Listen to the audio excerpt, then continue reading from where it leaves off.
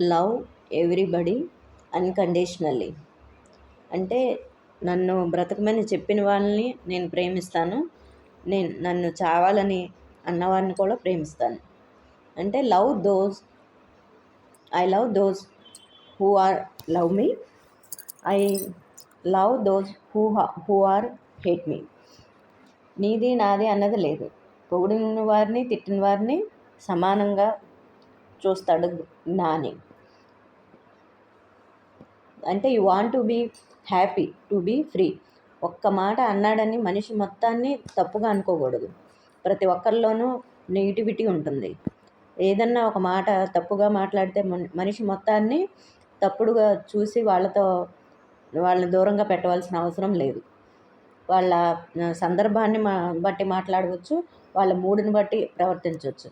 ఇంకా నన్ను ఈ మాట అన్నాడు అని జీవితాంతం నువ్వు వాళ్ళని ద్వేషించి దూరం పెట్టాల్సిన అవసరం లేదు. ప్రేమగా ఉంటే చాలు, అందరితోనూ ప్రేమగా ఉంటే చాలు. ప్రకృతిలో జస్ట్ లవ్ మాత్రమే ఉంటుంది. అంటే బీ లవ్.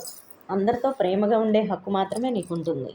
వాడు చెడ్డవాడా మంచివాడా అని జడ్జిమెంట్ ఇవ్వాల్సిన అవసరం నీకు లేదు. అంటే నీవు నేను అన్న భావన తీసివేయగలిగితే నీకు సమస్త విశ్వం అంతా నాది అని అనుకుంటే మెడిటేషన్ యొక్క ఆలోచన తెలుస్తుంది. ఆ కోర్ అనేది నీకు తెలుస్తుంది. ఆలోచన కాదు, అది ప్రాక్టికల్గా నువ్వు చేయగలగాలి. దయ, కరుణ, సానుభూతి. నువ్వు అందరి పట్ల దయని కలిగి ఉండు. మెర్సీ అంటే తప్పు చేశాడు అని తెలిసినా కూడా నువ్వు వాళ్ళని క్షమించగలగాలి. అదే భగవంతుడు అందరినీ మెర్సీ చేస్తాడు అంటారు. నువ్వు కూడా భగవంతుడి గుణాలు అంటే నువ్వు మైండ్ కాదు, సచ్ మైండ్తో ఆలోచిస్తే నీకు అర్థమవుతుంది. ఈ ఎగ్జిస్టెన్స్లో ఆనందం మాత్రమే ఉంటుంది. ఉంటుంది. అంకితం అంటే ఈగోయిస్ట్. సమర్పణ అంటే ఇద్దరూ ఒకటే. అంటే వేరే వాళ్ళు ఎవరూ లేరనుకుంటే వాళ్ళు కూడా నీలోనే భాగమే అని అనుకుంటే అని తెలుసుకుంటే వేరే వ్యక్తులు లేరని తెలుస్తుంది. అప్పుడు ఎగ్జిస్టెన్స్ ఒకటే అని అర్థమవుతుంది. నీతో సహా అందరూ సమానమే అని అర్థమవుతుంది. అప్పుడే అందరినీ నువ్వు క్షమించగలుగుతావు. వాళ్ళు చేసిన తప్పులు కూడా భగవంతుడు క్షమిస్తాడు. అలాగే నువ్వు కూడా అంతే.